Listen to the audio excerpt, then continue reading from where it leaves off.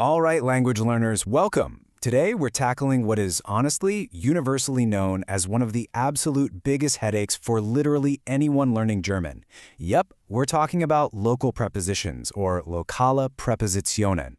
Look, if you've ever found yourself just staring blankly, trying to figure out if you're supposed to say you're going in, nach, or to a place, trust me, you are absolutely not alone.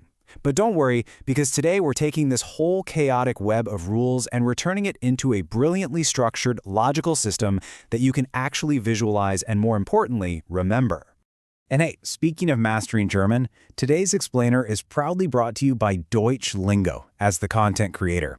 If you're really looking to take your German to the next level, they are exactly what you need. They offer incredible online German lessons for all levels. And get this, they're taught by a native speaker based right out of Tokyo.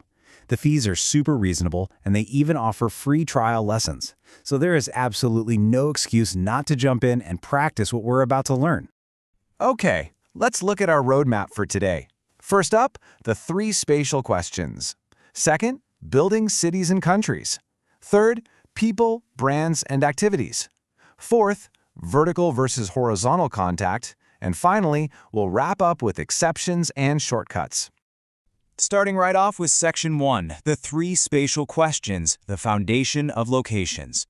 Now, what's really fascinating here is that these three little questions dictate literally everything you do next. You always have to ask yourself, what exactly is my relationship to this location? Like, are you asking wo, which just means where are you when you're stationary in a place? If so, you're generally going to use the dative case. Or are you asking wohin, which means to where, indicating some kind of movement or a change of location? That's going to trigger the accusative case for our two-way prepositions. Or, finally, are you asking woher, meaning from where, which indicates your origin, and that always uses the dative case. Seriously, master this holy trinity, and the rest of this is just plugging in the right puzzle piece. Moving right along to Section 2, buildings, cities, and countries. Let's start small with enclosed buildings, or Gebäude. Think of a school, a movie theater, maybe a supermarket. If you are literally inside the building answering that wo question, you use in with the dative case. So, in der Schule. Now, if you're going into the building, the wohin question, you also use in, but because it's a movement into an enclosed space, you've got to switch to the accusative case, in die Schule. Just remember that. In, meaning into, triggers the accusative. And if you're leaving that enclosed space, the woher question, you're physically exiting it, so you use aus, combined with the dative. But what happens when the scale gets bigger?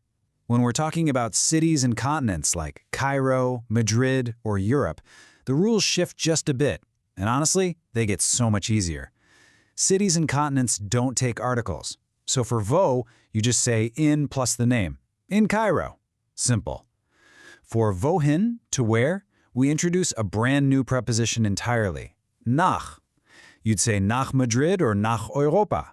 And for woher, coming from, you still use aus, like aus Berlin.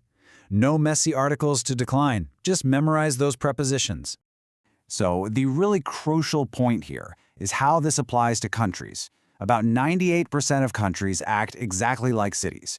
They have no articles at all. So if you're traveling to Italy, you just say nach Italien. But, and this is a pretty big but, for the handful of countries that do have articles, like Switzerland, which is die Schweiz, or Turkey, die Türkei, you absolutely do not use nach. When you're asking wohin, you have to use in with the accusative case. So I am traveling to Switzerland becomes ich reise in die Schweiz. Okay, part 3, people, brands, and activities. Think about it for a second. You can't physically walk inside a person, like a doctor, right? That would be weird. And when you go to Vodafone or H&M, you're usually referring to the corporate brand itself, not necessarily a literal brick-and-mortar box. The exact same logic applies to activities, like sports, shopping, or reading. These are abstract locations. And because you cannot literally go into them like you would a building, they follow their own unique and highly consistent set of rules. And this, right here, brilliantly illustrates the elegance of German grammar. For all three of these categories, people, brands, and activities, the entire matrix is dative. If you're at the doctor's, the wo question, you use by. If you are going to the doctor, wohin, you use zu. And if you are coming from the doctor, woher, you use von. By, to, and von. All dative, all the time for people, companies, and activities.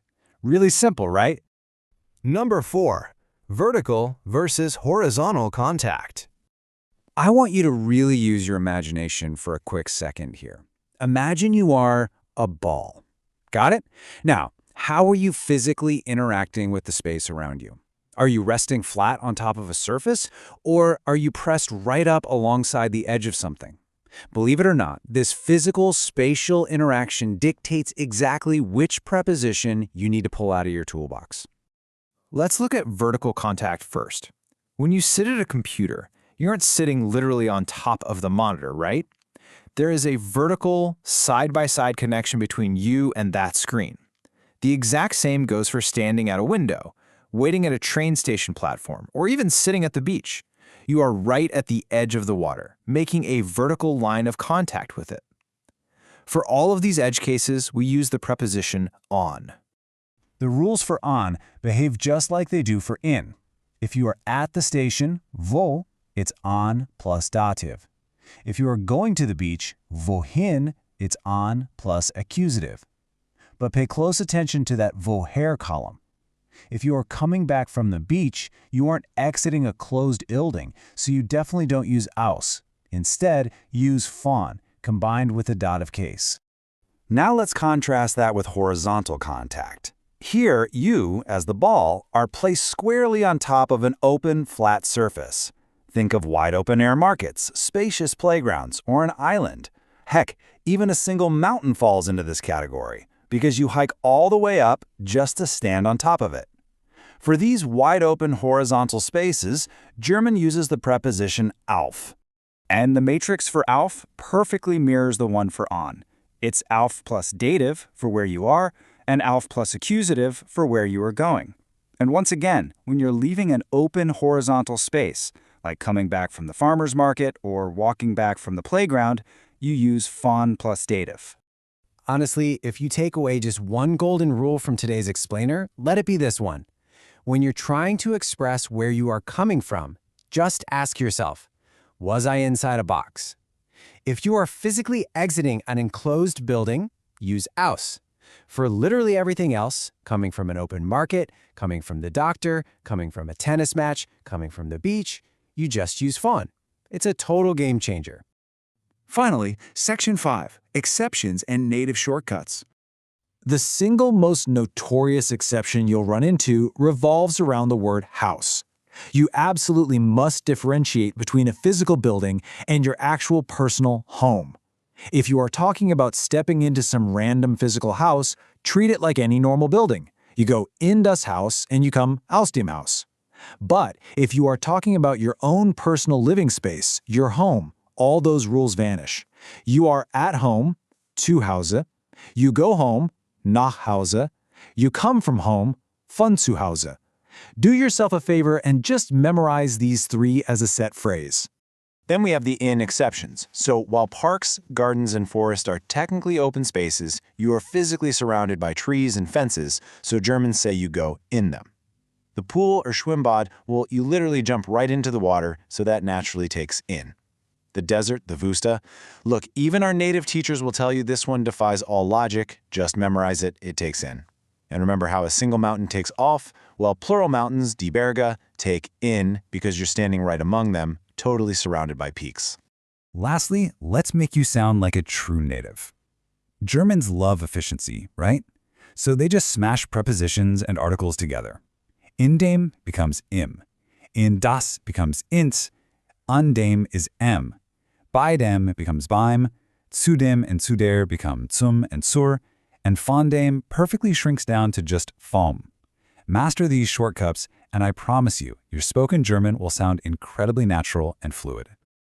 Well, we've covered a massive amount of ground today, turning what's normally a totally chaotic topic into a logical, highly visual roadmap.